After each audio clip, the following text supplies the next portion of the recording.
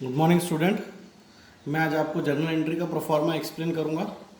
Okay, देखिए proforma of journal यहाँ पर मैंने लिखा है ऊपर, सबसे ऊपर, गॉट इट। तो प्रोफार्मा ऑफ जर्नल एंट्री में मैंने एक कॉलम बनाया है date. Look, you are you are looking date. Okay, then particulars, then LF. ये एलएफ मीन्स, एलएफ का मतलब होता है लेजर फोलियो नंबर। एलएफ का क्या मतलब होता है? लेजर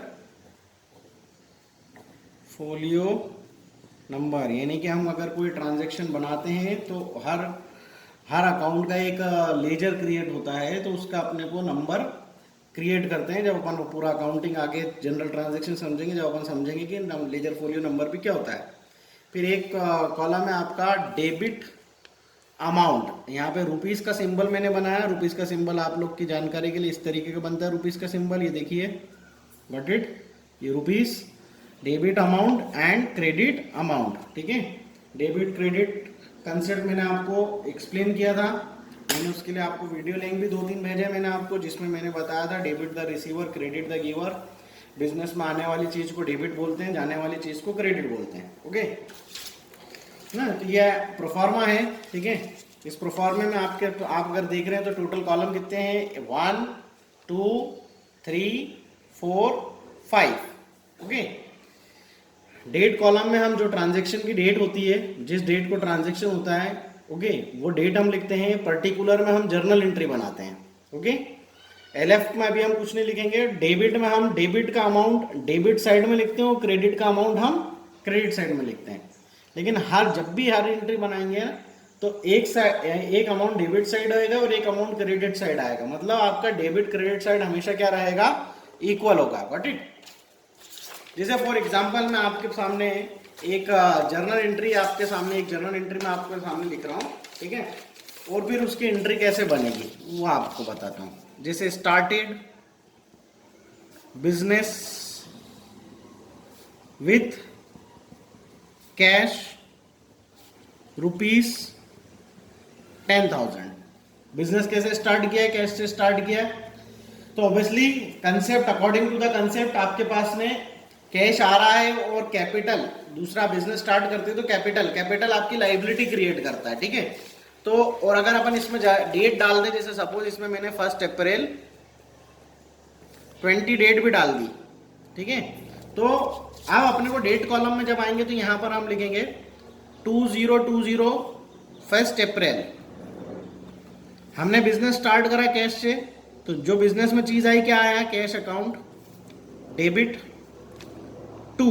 ध्यान दो, ये 2 मैंने जब नीचे 2 लिखा है तो 2 हमेशा ये जो लाइन होता है इससे थोड़ी दूरी से और कैश के थोड़े नीचे से शुरू होता है। ठीक है, ध्यान देना इस चीज में। 2 कैश अकाउंट, डेबिट 2 कैपिटल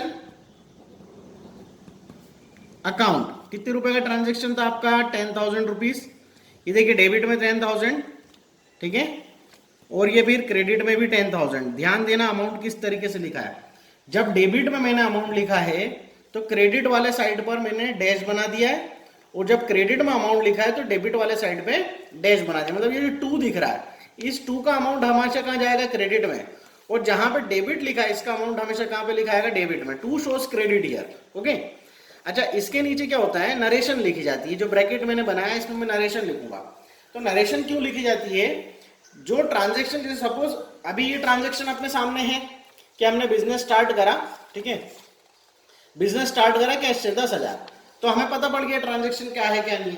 लेकिन सपोज करो कोई सीए आया, कोई ऑडिटर आया, ठीक है, अगर उसने आपके अकाउंट्स चेक करना है तो वो कई बार जर्नल एंट्री सिर्फ देख के ये नहीं पता कर सकते कि ये खर्चा क्यों हुआ है। ओके, क्योंकि बहुत सारे एक्सपेंसेस होते हैं, बहुत सारी इनकम होती है। तो क्या होता है? नरेशन इसलिए लिखी जाती है। नरेशन उस ट्रांजेक्शन को ब्रीफली शो करता है कि ये जर्नल एंट्री क्यों बना है। ठीक है, तो यहां पर मैं नरेशन में जैसे लिखूंगा, बीन बिजनेस स्टार्टेड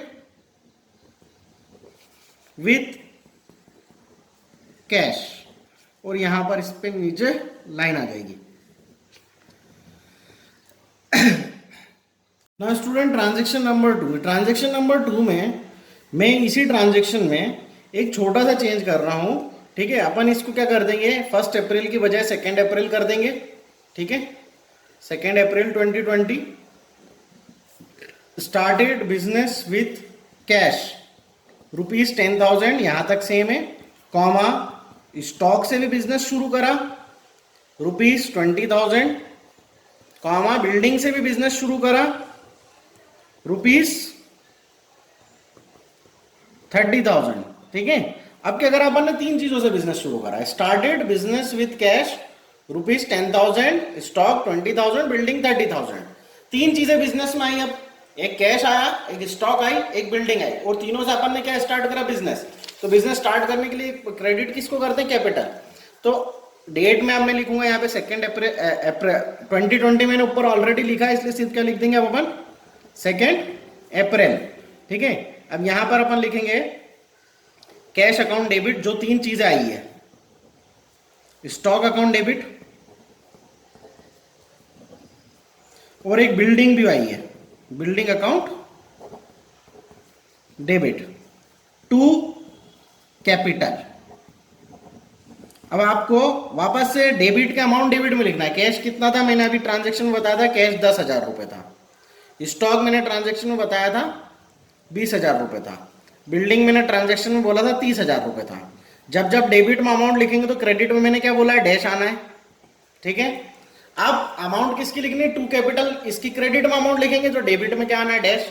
और अब इसका अमाउंट कितना लिखेंगे, टोटल आपने कितने रुपए से बिजनेस शुरू करा, 30 + 20 50 + 10 60,000 से आपने बिजनेस शुरू करा।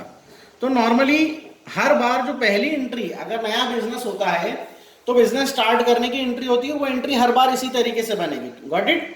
ठीक है, बिजनेस स्टार्ट करने की जब भी एंट्री होगी तो इसी तरीके से बनाई जाएगी, ये आपको ध्यान रखना है। देन आफ्टर दैट नरेशन लिखते हैं, तो फिर been business started with cash, stock and building. Got it? 3 चीजों से बिजनेस शुरू हुआ।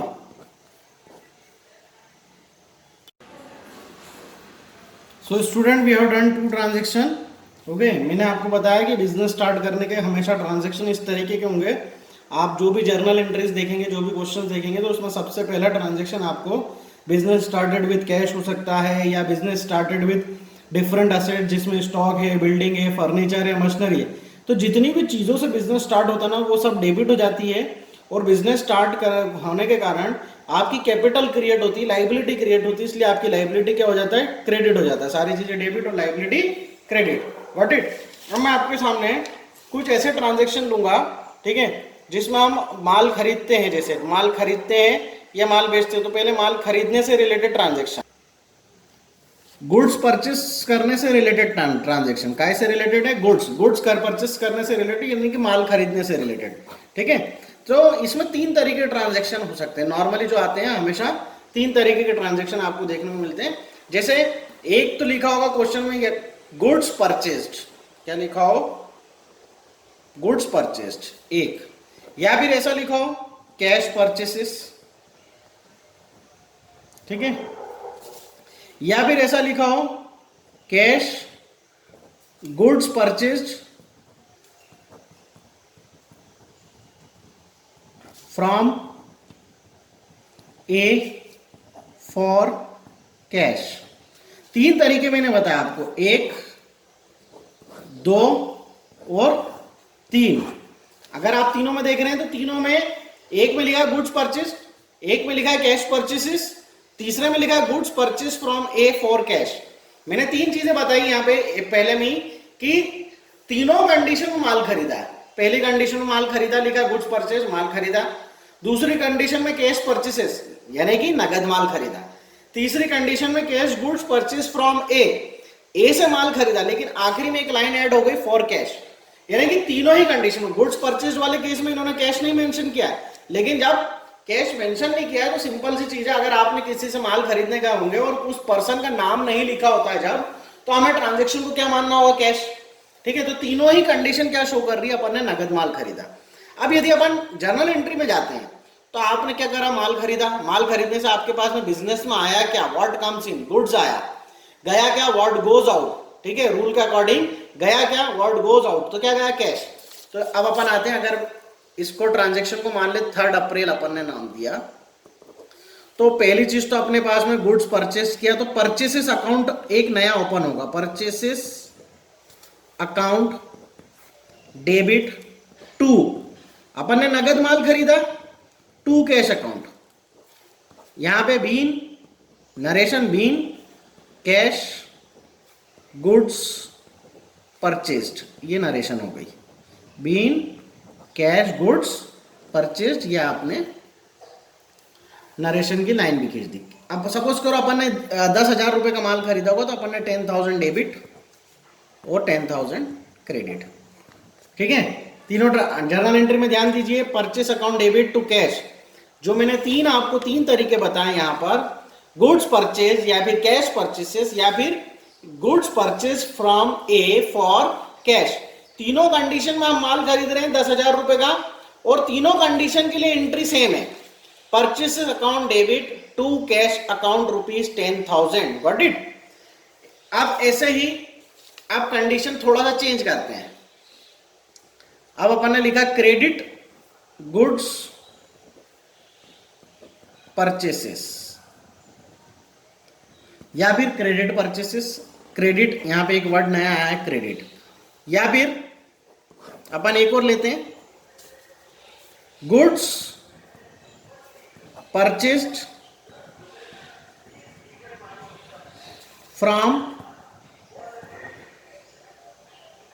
ए, मान लेते 15,000 रुपए का, ठीक है। अब आप देखें, क्रेडिट गुड परचेसेस मतलब उधार माल, क्रेडिट का मतलब उधार, ठीक है,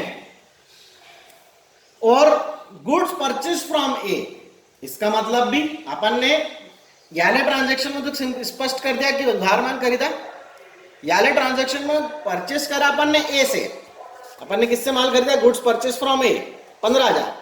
क्या यहां कहीं भी मेंशन है कि हमने ए से नगद माल खरीदा? देखिए ध्यान से आप, ट्रांजैक्शन में गुड्स परचेस फ्रॉम ए कहीं भी मेंशन नहीं है कि हमने जो माल ए से खरीदा है वो कैश खरीदा है, तो हम इस स्टॉक को क्या मानेंगे, उधार, ठीक है। और ये वाला तो जो मैंने स्टार्टिंग में लिखा था क्रेडिट गुड परचेस, ये तो उधार है ही नाम से।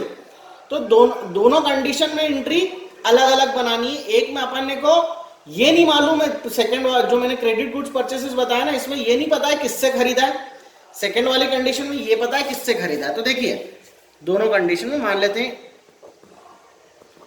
क्रेडिट गुड्स परचेस वाली, तो अभी भी आया तो परचेसेस,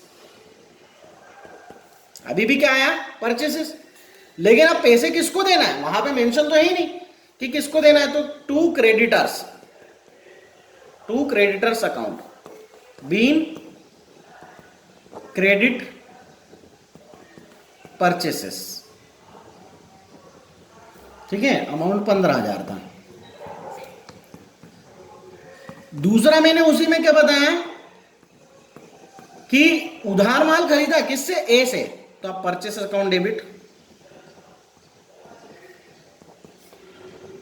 अब किससे खरीदा है, ए से, एस अकाउंट। जब भी अपने को पता पड़ जाता है किससे खरीदा है तो अपन क्या करते हैं, उसका नाम लिख देते हैं, being credit purchase from A, from A 15,000।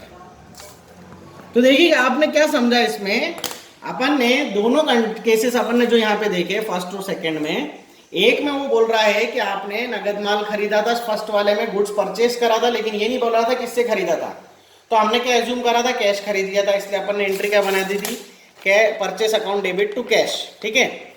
दूसरे में उन्होंने बोला कैश परचेसेस, तब भी यहाँ पर एंट्री क्या बन जाएगी आपकी, purchase account debit to cash. तीसरे में उन्होंने बोला था purchase goods from A for cash, तो भी कैश खरीदा था, इसलिए entry same, purchase account debit to cash. लेकिन नेक्स्ट वाले में अपन यहाँ पे देख रहे हैं तो क्रेडिट गुड परचेसेस है, आपने उधार माल खरीदा, ठीक है, किससे खरीदा नाम नहीं मालूम, ठीक है। अच्छा उधार माल खरीदते तो कभी कैश तो जाएगा नहीं, इसलिए क्रेडिट में जिससे माल खरीदते उसका नाम, तो ये वाले में अपने को नाम नहीं मालूम, इसलिए अपन उसकी जगह क्या लिखेंगे, creditor, purchase account debit to creditor. और इधर अपन ने लिखा goods purchase from A, from A, यहां कहीं भी मेंशन नहीं कि नगद खरीदा है, इसलिए अपन इसको क्या मानेंगे, उधार ट्रांजैक्शन। और इसमें लिखेंगे purchase account debit to A. ये देखिए मैंने यहाँ पे दोनों उधार वाले बनाए, purchase account debit to creditors और दूसरे में बनाया purchase account debit to A. Got it. अब आखिरी में जब जर्नल अगर मान लेते हैं हमारा क्वेश्चन यहाँ पे खत्म होता है सपोज करो, तो हमें क्या करना होता है, ये जो पूरा होता है ये दोनों कॉलम का टोटल, जिसे अपन क्या बोलते हैं, ग्रैंड टोटल, यदि क्वेश्चन हमारा खत्म होता है। और that total should be equal, ये टोटल क्या होना चाहिए, इक्वल 15 और 15, 15 और 15 30, 30 plus 10 40, 40 plus 60 1 lakh, 1 lakh 10,000। Got it. Then here also 60 plus 10 70, 70 plus 30 1 lakh, 1 lakh plus 10 1 lakh 10,000। ये देखिए आपके डेबिट क्रेडिट के टोटल भी क्या हो रहे हैं, आपके इक्वल मैच हो रहे हैं। सो स्टूडेंट हम कल के सेशन में जैसे आज परचेस के मैंने ट्रांजैक्शन आपको बताया, वैसे ही मैं आपको कल सेल्स के ट्रांजैक्शन बताऊंगा, ठीक है, और एक्सपेंसेस और इनकम से रिलेटेड ट्रांजैक्शन भी एक्सप्लेन करूंगा, ठीक है। तो मैं आपको ये आपके ये जो मैंने आज सॉल्यूशन है प्लस एज वेल एज ये मैंने कुछ जर्नल एंट्रीज और कुछ रफ नोट लिया था, वो दोनों भी मैं आपको भेज रहा हूँ, ये वीडियो भी मैं आपको सेंड कर रहा हूँ। Thank you so much.